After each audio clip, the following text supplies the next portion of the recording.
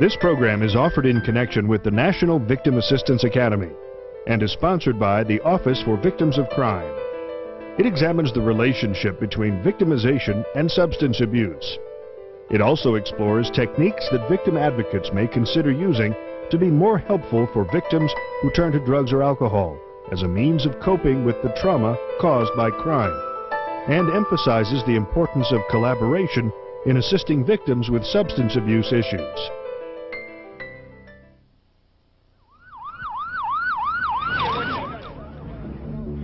To the casual observer, a crime scene may be little more than a passing curiosity. Flashing lights, yellow tape, police officers, and guns, seemingly fresh from the screen of a television police drama or action-based movie. There is a tendency to focus on the immediate drama and not issues that precede and follow the criminal incident. But for experts who try to prevent crime, and for those who deal with the aftermath, it's become apparent that crime and the trauma that results is often correlated to the use of substances. Part of the thing that we've learned is that there's a strong relationship between victimization history, post-traumatic stress disorder, and likelihood that you will have alcohol and drug abuse problems. It's true whether the crime becomes a public spectacle or whether no one but the perpetrator and the victim know about it. In Michael Pulley's case, the crime happened when he was very young, and by the time a treatment counselor got him to talk about it and examine the potential link between his victimization and substance abuse, he was in his 4th round of treatment for alcohol and drug abuse. At age 11, I was sexually molested by a 5th grade teacher. Went on for quite a long period of time. My substance or alcohol abuse started about approximately a year later. I was 12 years old. It was my first experience with alcohol. Got quite drunk. I liked the feeling of release that it gave me from reality. The abuse continued and progressed throughout my teenage years, getting into hard drugs in the late teens, early 20s, and it just continued, the snowball effect from there. In Oklahoma City, the bombing of the Murrah Federal Building was much more visible, and the resulting trauma was much more widespread. Thousands of victims and rescue workers were involved, and in many cases, substance abuse issues eventually came to the surface. With the rescue workers, it's the cumulative stress, it's the, it wasn't just the bombing, it's what happened before and what's happened since. The bombing certainly exacerbated that. But then it's the daily stress of their job. With the survivors and the family members, it's a different kind of thing. It's that traumatic grief issue, more so than the job stress or the cumulative stress. Each are difficult to deal with. I think, though, that each use drugs or alcohol to mask that pain and deal with it. What we try to stress to the victims we work with is, it's going to be real easy to go home and drink a little scotch or whatever and ease your pain from the day and your feelings. But that's a real easy trap to get into, and that can quickly become a habit that's out of control. But substances don't just affect victims after the crime. There's a good chance that the perpetrator was involved with drugs or alcohol when committing the offense. And recent national studies also indicate that substance abuse by victims can be a correlative but not a causative pre-victimization factor. That is to say, a victim of assault who is intoxicated at the time the assault is committed may have made different choices had he or she not been drinking. That does not mean, however, that he or she is in any way personally responsible for the fact that the perpetrator chose to commit the crime. Alcohol and other substances do not cause a crime to occur, but it makes the crime more likely to happen. It predisposes the criminal to act out, and it predisposes the victim to be more vulnerable for the crime to occur. The victim under the influence is less aware of what's going on and less able to respond appropriately. And criminals, by their sociopathic nature, take advantage of both of those issues. And while substance abuse is certainly not a cause of crime, the correlation between substance abuse and victimization is increasingly being examined, as shown by the following sampling of research findings. An estimated 22 million Americans in 2002 were classified with substance dependence or abuse. An estimated 19.5 million Americans aged 12 or older were current illicit drug users in 2002. Also in 2002, about 1 million violent crimes occurred where the victim perceived the offender had been drinking during the time of the offense.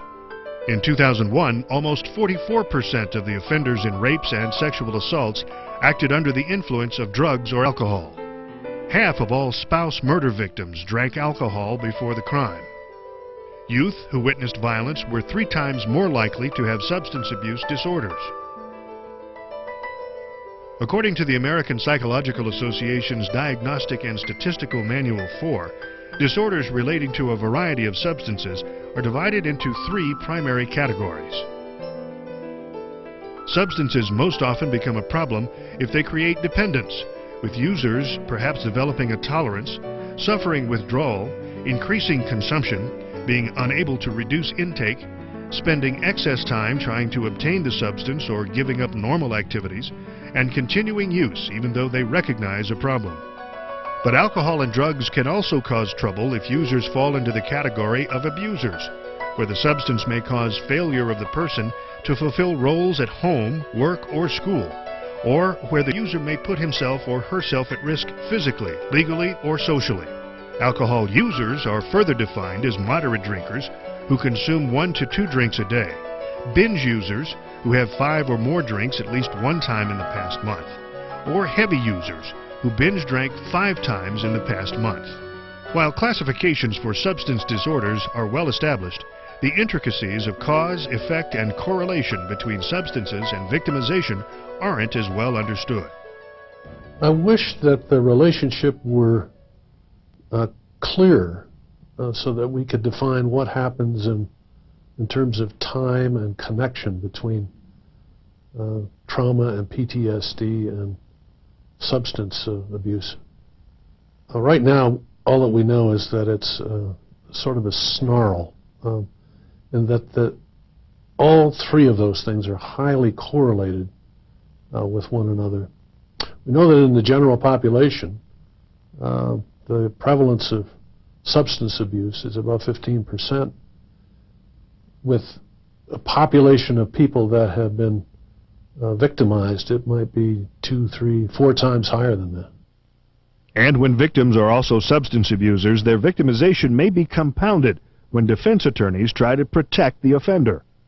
I think that the biggest problem is that substance abuse and its legacy in the community reinforces the idea of victim blaming. And as long as we have any concept that reinforces victim blaming, it's going to be hard for victim advocates to bring that into the forefront.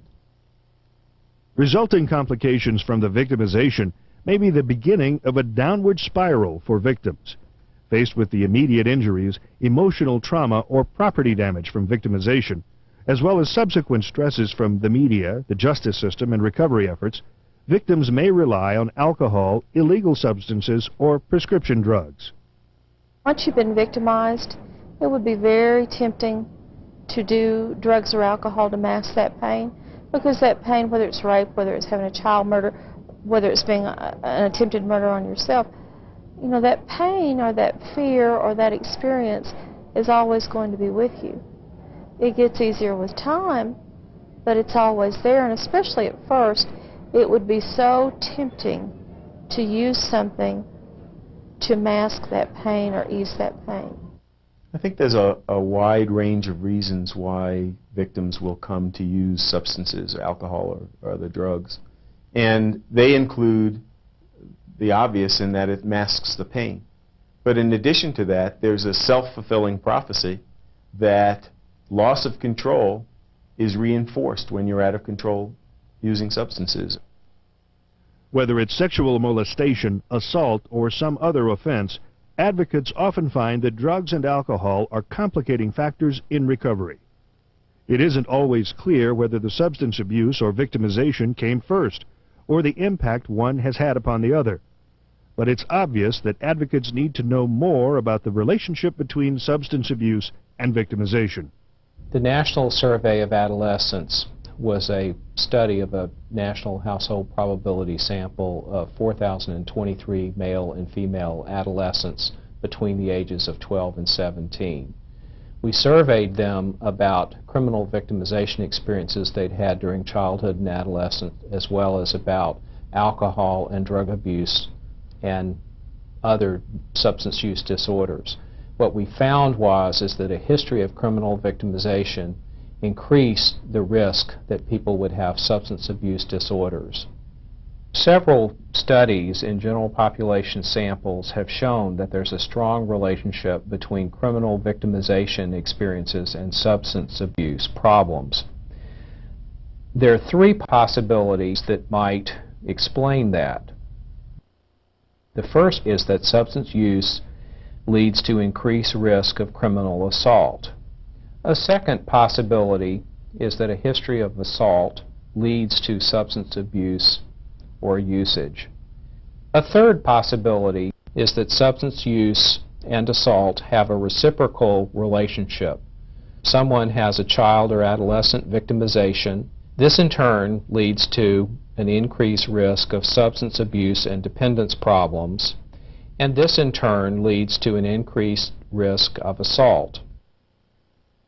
We know more about alcohol and substance abuse prior to victimization than we do regarding the research for post-victimization. What we do know is that sexual assault victims are twice as likely to use and abuse alcohol than non-assaulted victims. Half of all domestic violence, victims of domestic violence, use and/or abuse alcohol. On the other hand, research indicates that 9 out of 10 women in alcohol and drug treatment today have been the victims of physical or sexual abuse. What we have here is a high correlation between these two, but no way to determine causation. We have a chicken and egg problem in which there needs to be much more research to find out exactly the level of substance abuse in post-victimization. Regardless of whether substance abuse started before or after victimization, there's an emerging consensus that both victim advocates and substance abuse professionals need to be assessing clients to find out if there might be a link. Anyone in the front lines who is seeing someone that's been victimized by a crime needs to consider chemical dependency as a potential problem. I think as victim services providers, we sometimes get so focused in on our particular victim population. And I'll use my early life as an example. I worked in Child Protective Services for a number of years. Would get on the elevator every Tuesday night as moms and dads and children were coming in for their various group therapies. Those elevators would be reeking with alcohol, and yet never once did I address the issue of substance abuse because I was focused on incest. Without considering substance abuse, victim advocates may miss crucial clues about treatment needs. And without considering victimization, substance abuse professionals may miss an opportunity to uncover the root of a hidden problem. It was never mentioned, never hinted around to. No one asked the question. I don't know if I would have answered it if they had asked, but it was never put out there on the table.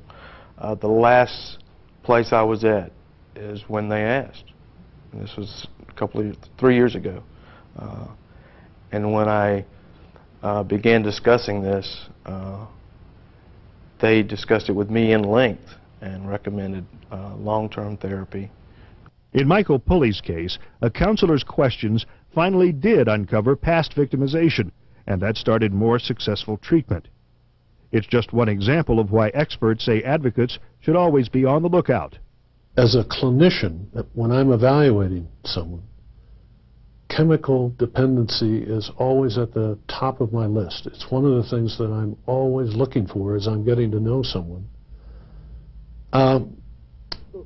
First of all, because of its prevalence in this population of people that have been traumatized.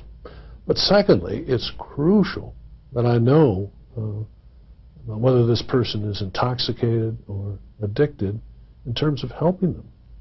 It's very difficult to intervene with anybody who's actively dependent. But getting victims to reveal critical information that will help in the diagnosis is rarely an easy task. Victims don't know whether to talk about it or not talk about it. And knowing the dynamics of substance abuse as we do, we know that denial and minimization is a huge part of it anyway. So they are not going to bring it up. And if they don't bring it up with perhaps the most compassionate listener in their world, which would be their victim advocate, they probably won't bring it up to anyone. The first thing you do is you ask them the question. Usually, if they're heavily into the abuse, they're not going to be real honest with you. They're not going to come out and say, yeah, I drink a fifth a day or whatever, or I use, whatever a day. They will tend to minimize it. As they get to know you, they will probably be more honest. Although victim service providers are not substance abuse professionals, asking the right question carefully and at the right time can be an invaluable service for victims. A good entrance might be, you obviously have gone through a lot. What are you using to help yourself feel better? You can also do like the various substance abuse inventories, do the various instruments on them too. But usually, and you can pick up other clues from job history, how many times they've lost a job, marriages, what was the cause of that marriage breakdown. There are other little clues that you look for.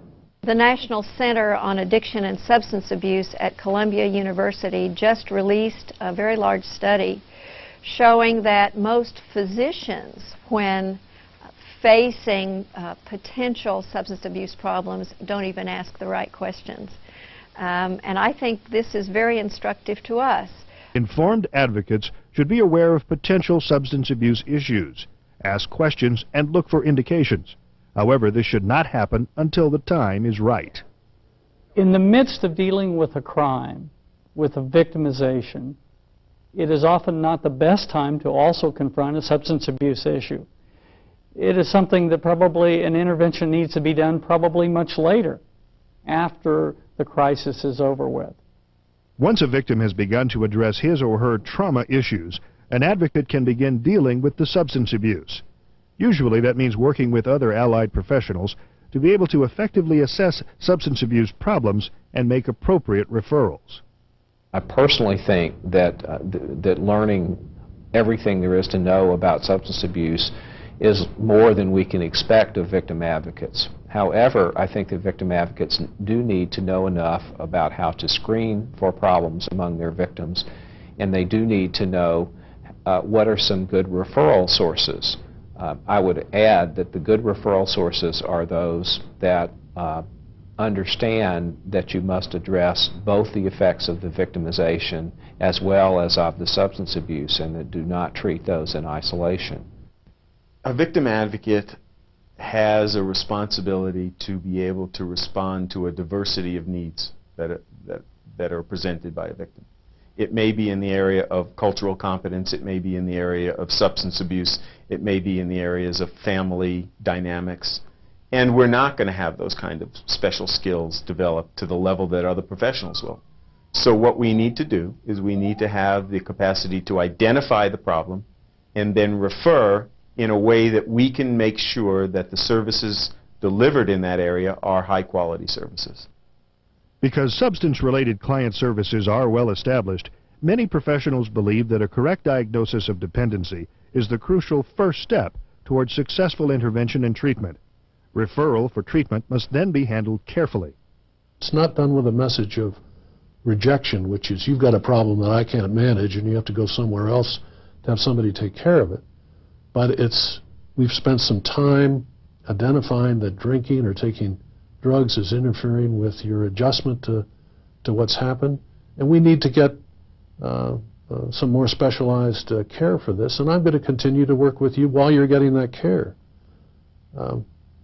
So I'm more concerned that people get that sort of message about a positive sort of way of referring people, but it's terribly important for anybody that's doing victims assistance to have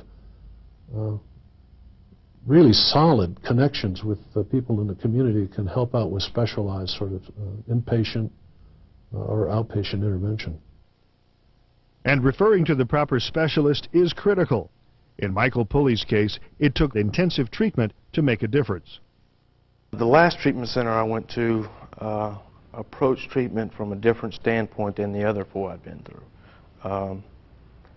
They seemed to approach it from not only a substance abuse standpoint, but a mental standpoint as far as what is causing you to use alcohol and drugs. Why are you using these to cope with the problems that you have in your life? And what are these problems? They focus more on the root of the problem rather than the problem itself. It is also critical for service providers to be knowledgeable about and be able to refer to appropriate faith-based organizations for substance abuse counseling. It is appropriate to ask victims about their spiritual background for purposes of referrals. Many victims have strong roots in a faith community, and this may be the most helpful avenue for them. Indeed, it may be the only avenue of help that they are comfortable pursuing. I think when you look at the levels of need with the community and the populations that we serve, I think the first entry level is the faith community, being able to confide in. Sometimes it's just another member of the church who then suggests that you go to someone on another level.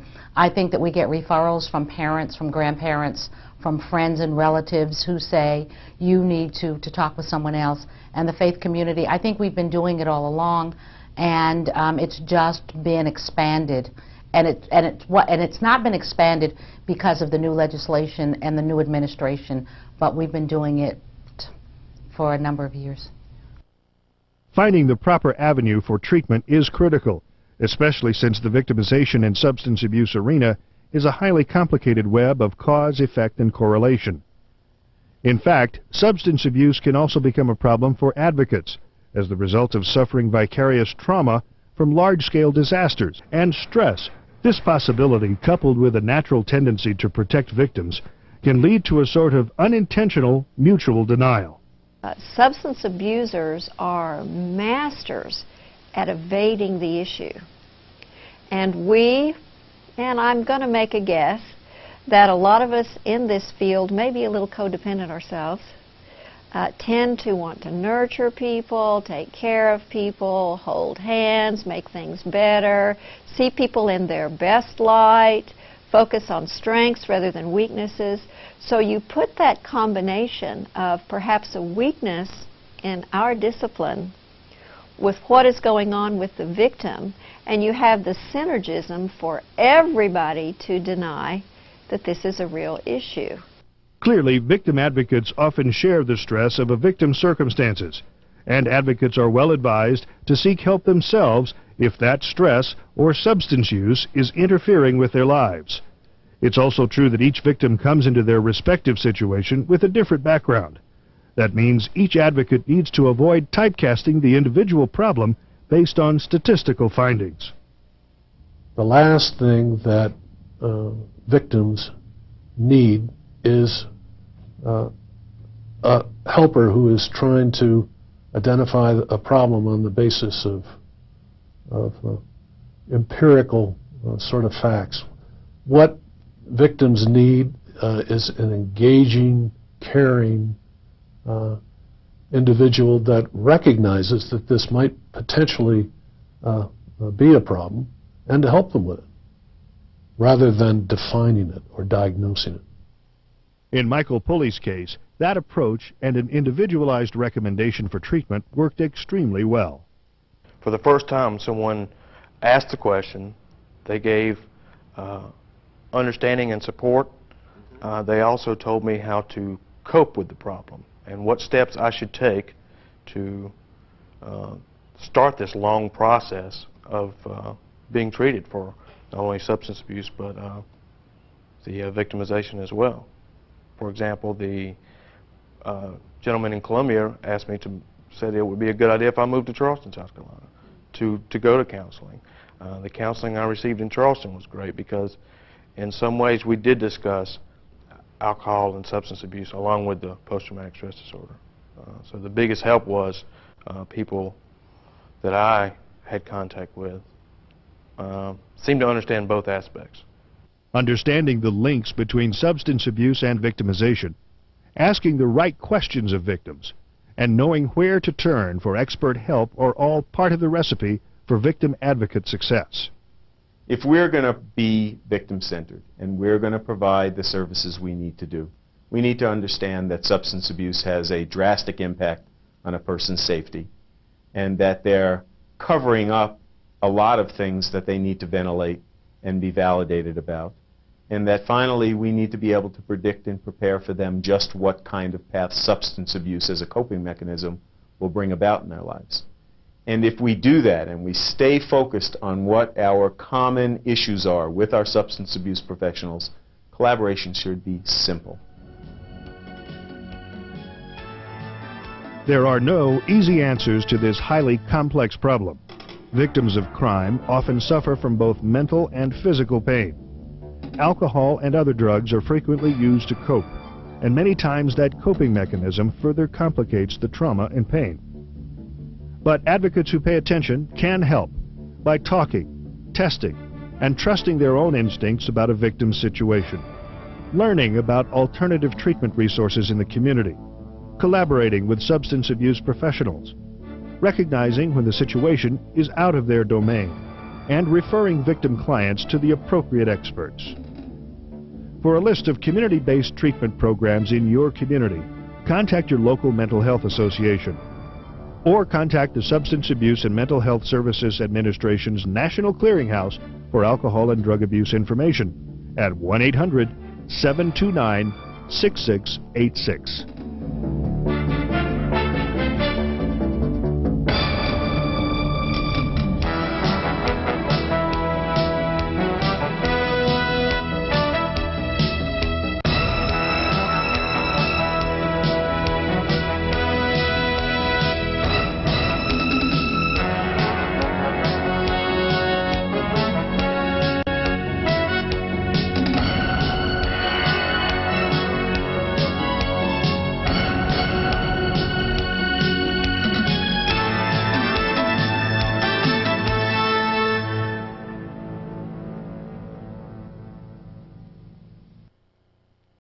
Got quite drunk. I like the feeling of release that it gave me from reality. The abuse continued and progressed throughout my teenage years, getting into hard drugs in the late teens, early 20s, and it just continued, the snowball effect from there. In Oklahoma City, the bombing of the Murrah Federal Building was much more visible, and the resulting trauma was much more widespread. Thousands of victims and rescue workers were involved, and in many cases, substance abuse issues the perpetrator and the victim know about it. In Michael Pulley's case, the crime happened when he was very young, and by the time a treatment counselor got him to talk about it and examine the potential link between his victimization and substance abuse, he was in his 4th round of treatment for alcohol and drug abuse. At age 11, I was sexually molested by a 5th grade teacher. Went on for quite a long period of time. My substance or alcohol abuse started about approximately a year later. I was 12 years old. It was my first experience with alcohol. The relationship between victimization and substance abuse. It also explores techniques that victim advocates may consider using to be more helpful for victims who turn to drugs or alcohol as a means of coping with the trauma caused by crime, and emphasizes the importance of collaboration in assisting victims with substance abuse issues.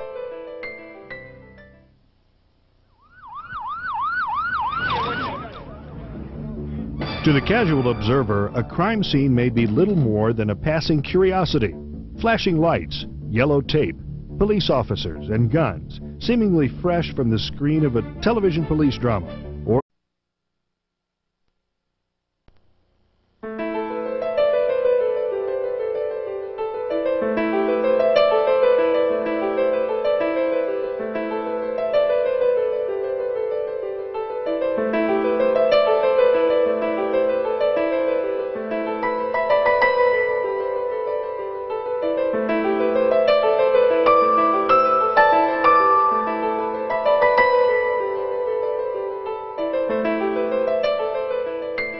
this program is offered in connection with the National Victim Assistance Academy and is sponsored by the Office for Victims of Crime. It examines an action-based movie. There is a tendency to focus on the immediate drama and not issues that precede and follow the criminal incident. But for experts who try to prevent crime and for those who deal with the aftermath, it's become apparent that crime and the trauma that results is often correlated to the use of substances. Part of the thing that we've learned is that there's a strong relationship between victimization history, post-traumatic stress disorder, and likelihood that you will have alcohol and drug abuse problems. It's true whether the crime becomes a public spectacle or whether no one but the